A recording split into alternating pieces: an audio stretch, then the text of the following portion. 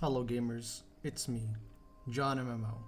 You may know me from videos such as Chum Chaloni and the Saibao Raiders, or from other hit videos from Opapo. I'm here today to do a Elder Scrolls Online Ebonheart Pact tier list on houses.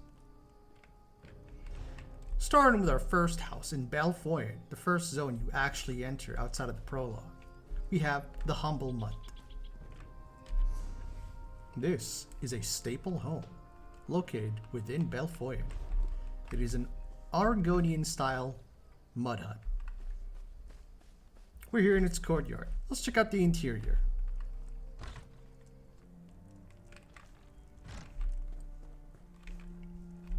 Yeah, this is it. This is the interior. Here's how it looks furnished. And here we have the Ebony Flask Inn room.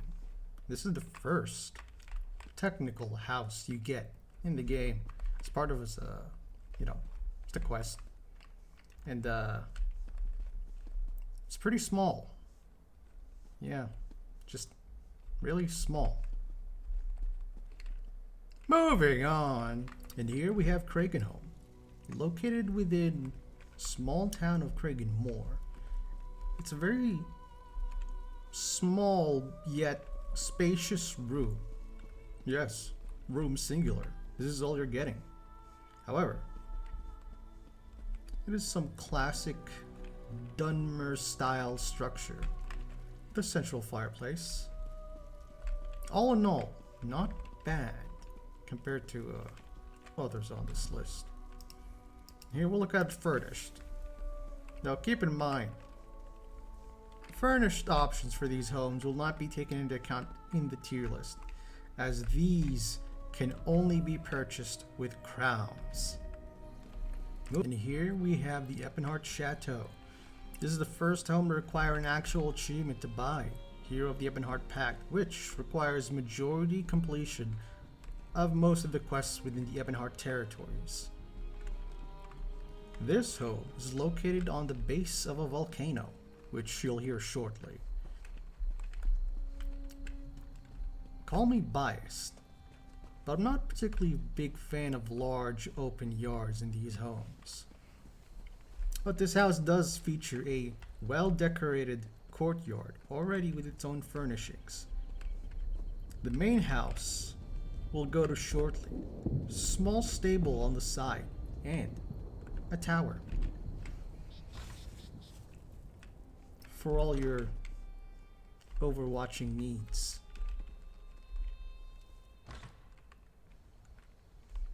With a massive overlook. And yes, I have tried to jump off. You can't. And here we are in the main home with 3 entrances for some reason. The central, I suppose, living room has a small, quaint fireplace. And 2 staircases that lead both down and upstairs into the basement. It is honestly quite large, very spacious, with lots of room for whatever you're gonna put down here. And then upstairs we have what I would call the most glorified balcony in this house. Yep, no upstairs rooms, it just leads up into a balcony overlooking both sides. Now let's check it out furnished. And here furnished, we can actually see what it's, well, intended to be used for. A glorified sofa room. Yep. Though the basement is actually better furnished than the upstairs, with a basement bar.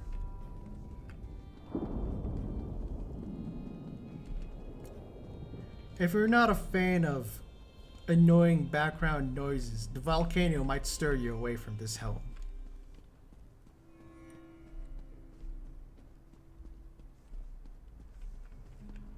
Well, Moving on to the next house, located within the Sean, is one of the only 3 apartment type houses in the entire game. Within the Flaming Nix is the Deluxe Garret, which is honestly quite a cozy type looking room. There's not much here except this, and outside just leads into the inn itself. But it's a very unique design, especially how it's, well, curved. And here you can see how it's previewed furnished. And yeah, that's about it for this place. Moving on, located just outside Moanhold in the Sean, is this Dunmer Noble House, which I will not attempt to pronounce. I will butcher it. It has a nice, quaint courtyard. Very nice. Not too big, not too small. And inside, we have classic Dunmer architecture with, unfortunately, a missing fireplace. However, here we have 2 small side rooms which may seem familiar after our last entry. Amply sized, and a basement downstairs as well, with a nice foundation. Though, if I'm gonna be honest, the floors here remind me of cobble roads. Upstairs we have small overlook into the main room, as well as 2 more side rooms for whatever needs you have.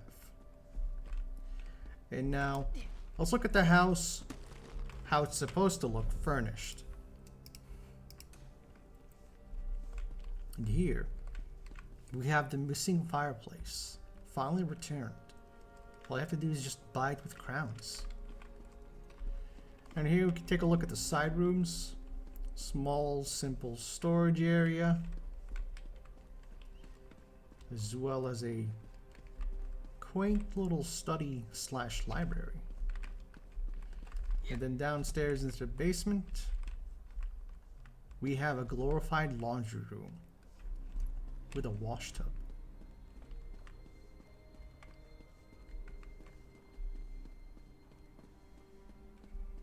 And then upstairs here, we have small room and the master bedroom.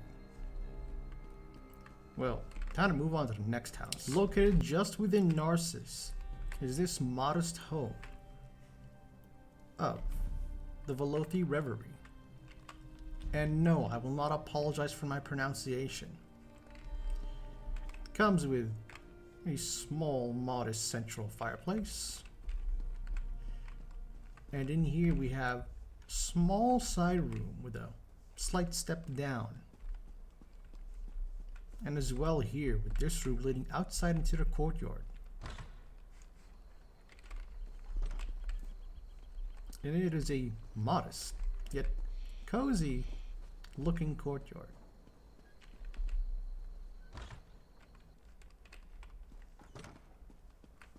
And downstairs we have standard basement, as of these Dunmer home designs.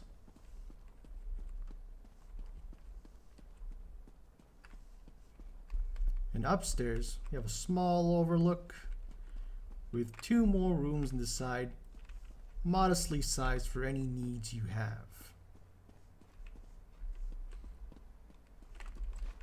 And now let's look at it furnished. And here in the entrance, we have a small set of bookcases, very cozy looking. Still, you know, standard huge cauldron. Very nice.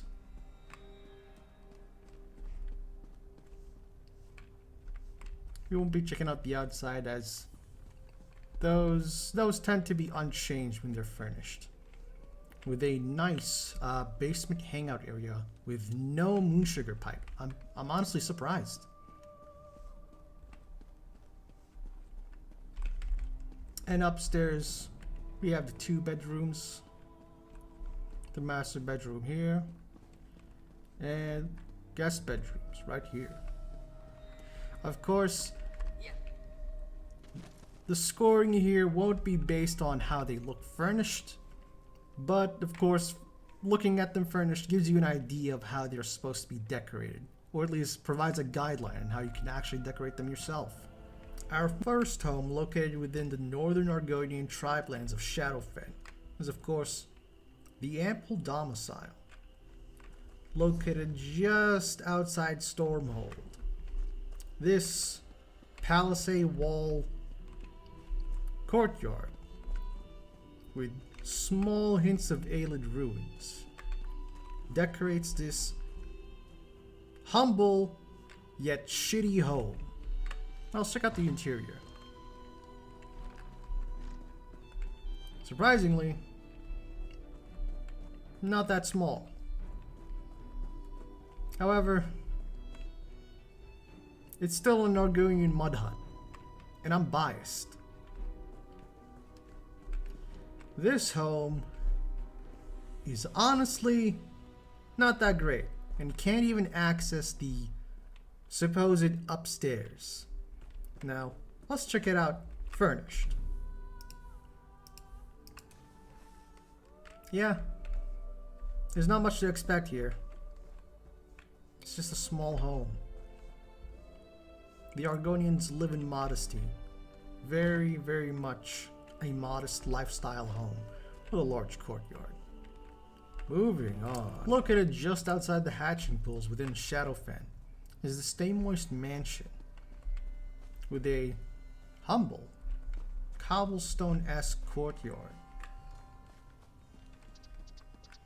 and small, quaint stable.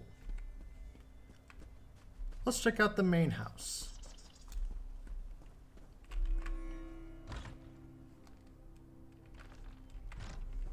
This Argonian home is, well, much larger than previous entries.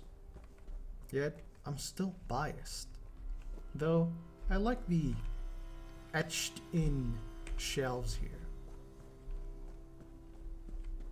And if you like living inside a hollowed-out tree, this is definitely something.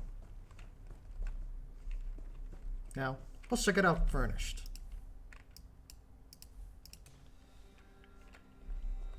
It's a small, simple, humble Argonian house.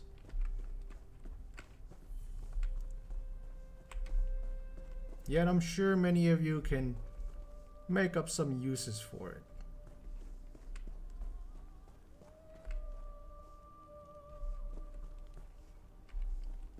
Many of you are quite creative. Now, there is an actual second floor. However, it requires a separate entrance in the courtyard. Outside here on the side is this long winding staircase to the second floor up here, which has a modest, very modest small room at the top, a master bedroom, unfortunately with a giant tree poking through. And here's how the room looks unfurnished. I'll be honest here, I'm very biased against the Argonians. Located within Eastmarch is our first Nord-style home, right within Windhelm. This quite modest house of northern architecture contains a large, very spacious first floor room and a room slightly inside the staircase for any closet needs. And upstairs we have yet another fireplace and a small walled off section that you could use as a room, perhaps a master bedroom of sorts. And while this is a door that leads outside in what you would think is a balcony, there isn't one. That's how the previous owner died. It just leads right back outside into Windhelm. However, I will note, I am not partially, but massively biased towards the Nord-style homes, as I am a big fan of Skyrim. Now, here's how the house looks furnished with its Nord-style furnitures. Very quaint, modest, yet quite cozy if I'm being honest. I'm a fan of the vibes. The vibes. Moving on to our next home. Now this is an odd entry, located just outside Windhelm, in a small tent area near some bandits, is the enchanted snow globe. While you can't currently purchase this home as it is a seasonal type of deal, I still have to nonetheless review it as it is still within the Ebonheart territories. There is no furnished preview for this house, so we'll just be looking at it as it is. In the main home area, we have a small quaint fireplace. Very nice. Many railings all around, and a lot of entrances toward this home. Let's check out the tower. Yeah, that's a tower.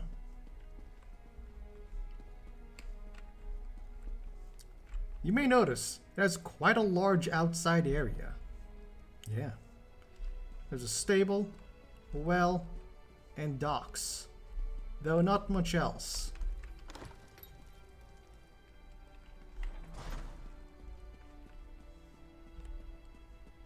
Here we have a balcony.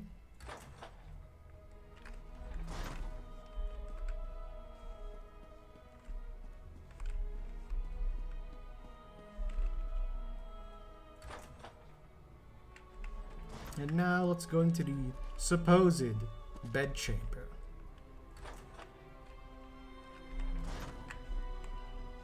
It's quite small, yet very modest.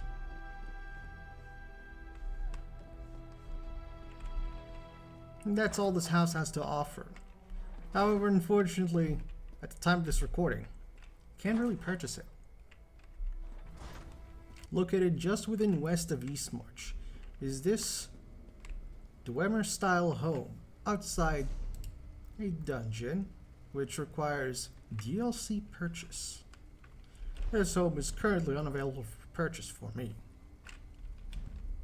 However, still have to review it as it is within the Ebonheart territories.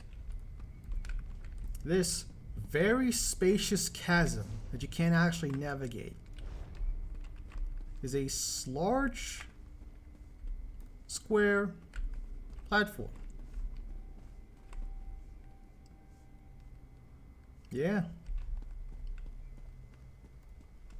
And just across this bridge is another large room. This place is more a workshop than an actual home, if I'm being honest. Though, I'm sure many of you who are creative will actually utilize it. However, I'm not in the style of making factories, since I don't really play Factorio. I don't have that type of autism. Nonetheless, there's a very large, spacious home with a lot of room for what I can only assume to be a Factorio player's dream. Located just within the west of the Rift is the Autumn's Gate. Autumn's Gate? Autumn's Gate. This small, very, very modest Nord-style home has a very, honestly, cozy courtyard just within its entrance. And just inside the house is this small, familiar type of Skyrim home. And that's it. It's just a small, modest room. Which, I'll be honest, I'm biased. It's very cozy. Now let's check it out furnished. Here we see very common type of Nord furniture. Though it does already come with a fireplace, which is nice. That's all for this home. Located just south of Riften is the Grand Gallery of Tamriel, which, last I checked, is a 10th anniversary type of deal, so can't buy it. However, still within the territories, but I gotta review it. This very large museum style home has a huge fucking courtyard. Let's check out the interior. Now, this grand gallery is not much of a home, more of a museum type of deal, or display for many of your achievement furnishings and conquests over dungeons and bosses and whatnot. So, sort of familiar to Legacy of the Dragonborn from Skyrim. And in these side rooms, you'll notice quite a large amount of these displays all around. To put anything you'd like, even some of these wildlife displays can have their, well, furnishings moved and other things placed, such as taxidermy.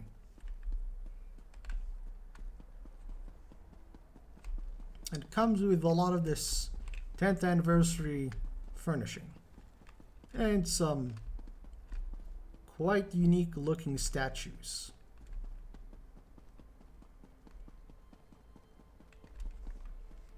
And here we check out both sides of the gallery.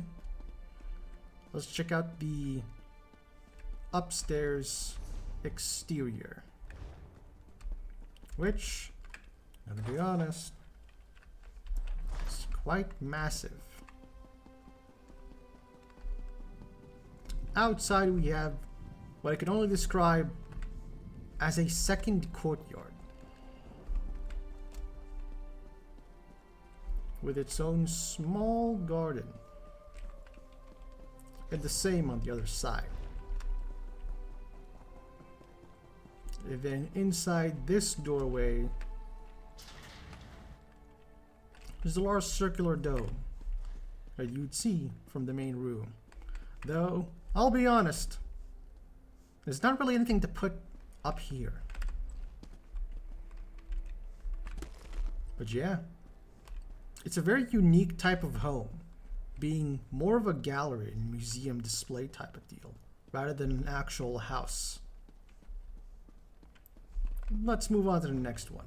Located just northeast of Riften and just south of Fort Greenwall is Hunter's Glade, which is a strange type of home if you ask me. And it's currently not purchasable, for me at least. This home's entrance leads into a small ruin with a very big green portal. And a small side room downstairs here, with I could only assume to be a stolen fireplace. Why is that a trend? Moving on, let's take a look at what I can only assume to be a very strange type of home. Located just within Heresine's realm is this gigantic and large outdoor area.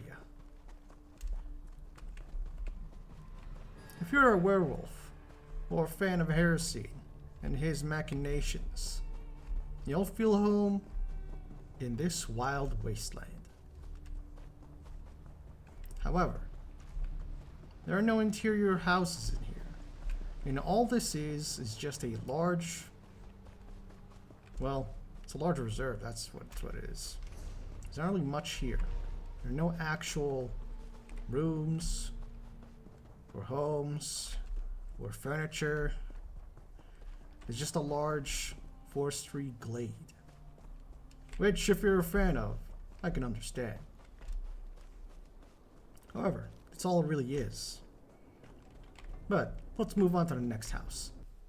Located just on the outskirts of Riften, on the southern eastern side, is Old Mistville Manor, a staple, or well, classic type of home that is quite costly. It is a Nord-style home with a quite large courtyard, very strong walls, and a small stable for all your camels. Now let's check out the actual house. That's a nice deck, that's for sure. Moving just inside is a familiar type of, well, oh, if you've been to the taverns of Riften and Windhelm, you may recognize this place. It is a Nord-style home with 2 fireplaces that are, for some reason, missing. Why is that a trend? And upstairs here we have a small room, or what I can only see to be a master bedroom. And then outside here, for the first time ever, a balcony. Yes, you heard it, folks, a real balcony. Do not try and jump on that. You will slide off and die. Now, let's check out the home again. This time, furnished. Inside here, we have some lovely style Nord furnishings, though ignore what it says here. Nice quaint master bedroom, and downstairs we have a central room and a dining table. Now, that's all the homes within the Ebonheart Pact territories, so let's move on to the tier list. Welcome, gamers and slunch entities, to the actual tier list. Now, I'm going to be starting off by the order of which we went to these homes, and then ranking them based on my own subjective opinion. Ugh, nasty. With S being the highest rating of most cozy, most homely, most possible that I'd make my actual home, and F being the lowest rank of absolute dog shit, and the rank of unique for the few odd homes that stand out as not being actual homes, but more of specific usage or style. Now, starting off, we have the Humble Mud. Quite possibly the second worst Argonian home I've ever seen in this game. And I am, of course, biased and not a big fan of the Argonians. But moving on from that disaster, we have the Ebony Flask Inn Room, which I'll, of course, be putting in F. The inn rooms are so small with limits on furnishing and just creatively constricting that just not that great of an option. Moving onward from that, we have Kragenholm. It's our first actual modest type home that honestly deserves to be in C. Though I'd say that's a high C than anything. While it is a nice home, it is still just one large room. After that, we have the Ebonheart Chateau, which, weirdly enough, we're putting in D. I'm not a big fan of it. It's a glorified home, if I'm being honest. The Dunmore style architecture this home has for its actual interior design, I would say is very odd, with no actual real rooms in it. Moving on, we have the Flaming Nyx Deluxe Garret, which, in my honest opinion, high A. Or well, mid A. Despite this being a single room, it is a unique design, well enough to be ranked high, in which I think it does appeal to the coziness. Though, just because it is a single room with not much else in it, I will just put it at a high B rather than A. No, I didn't have to cut the video because I may or may not have forgotten one of the houses and put them as an image. Anyway, the Quandale Dingle, Quandam Indori, is a very large home that, honestly, I'm not a big fan of. So I'm putting in the low C tier. It's too big for my tastes. However, one house that is quite nice is, of course, the Velothi Reverie. It is honestly a decent size, not too big, and comes with a courtyard, which honestly, it's very cozy. Moving on, though, we have the Ample Domicile, F tier. After that, the Stay Moist Manor. Yeah, low D tier, at least higher than the Humble Mud. I'm biased. Just biased, you know. Moving on from that, Grimworth's Woe is a very cozy type home located within Windhelm, which honestly, I'm a big fan of. Which is why I'm putting it in the high A tier. Yes, I am quite biased. It is a very nice home, though it has only one instance. But moving on, we have Autumn's Gate, which this may have come as a surprise to many of you, especially since I definitely didn't mention my bias for nerd homes. But Autumn's Gate is my first S tier because of its design. It has a small, very cozy courtyard, and yet, however, a very small interior. Yet, in my opinion, it's pretty cozy. It's pretty high up there, with the close second being Grimworth's Woe. Moving on, however, we have the Grand Gallery of Tamriel, which we're putting in the high unique tier, since it is more of a display case home than an actual home.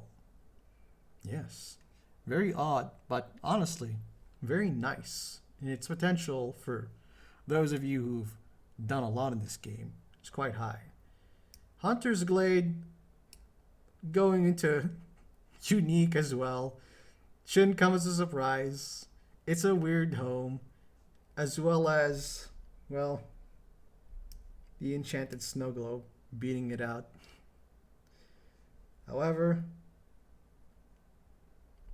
the Frost Vault Chasm as well is going in here in the uniques, since all these 4 homes are very specific. They tailor to a very specific type of person. Those being someone looking for a factory, or someone looking for wilderness, or someone looking for a museum. And lastly, we have Old Mistvale Manor, which in my opinion is glorified. I'll be honest, it's not that great of a home. However, I will still put it in B. And that, ladies and gentlemen, is the Ebonheart Pact tier list for the homes within the territories. Thank you for watching this video, and see you in 3 months when I finish the Old Mary Dominion story.